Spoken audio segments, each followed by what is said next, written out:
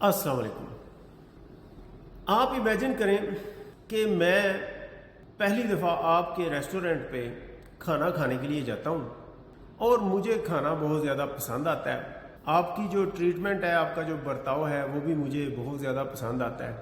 मैं एक बड़ा ही अच्छा इम्प्रेशन लेके आपके रेस्टोरेंट से उठता हूँ। फिर कुछ दिनों के बाद मेरा दिल करता है कि मैं वही चीज़ खाऊं या आपके रेस्टोरेंट से कोई और चीज़ जो है ना वो ट्राई करूं। ठीक है, लेकिन इस दफ़ा आज मेरा घर से बाहर जाने का कोई प्रोग्राम नहीं है। आज मैं चाहता हूं कि आप मुझे होम डिलीवरी करें, जो मेरा ऑर्डर है वो मेरे घर लेके आए।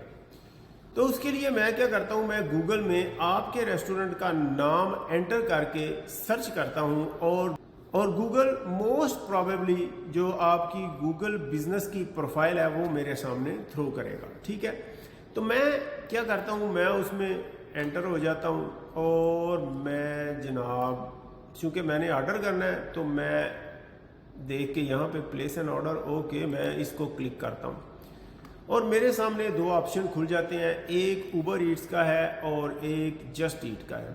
पहले उबर ईट्स का है, चलें मैं उबर ईट्स पे एंटर होके आपको ऑर्डर कर देता हूँ। ठीक है, जो सवाल मैं आप लोगों से करना चाहता हूँ वो ये है कि मुझे अपना कस्टमर बनाया आप लोगों ने।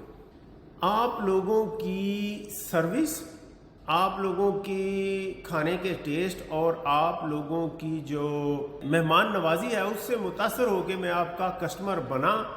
लेकिन एंड पे जब मैंने अपने घर से ऑर्डर करना चाहा तो मैंने उबर ईट्स के थ्रू ऑर्डर किया। क्या उबर ईट्स के थ्रू ऑर्डर करने के बाद भी मैं आपका ही कस्टमर हूं या अब मैं आपका कस्टमर नहीं रहा बल्कि उबर ईट्स का कस्टमर बन गया हूं? जस्ट इमेजिन कि मैं इससे पहले उबर ईट्स को नहीं जानता था।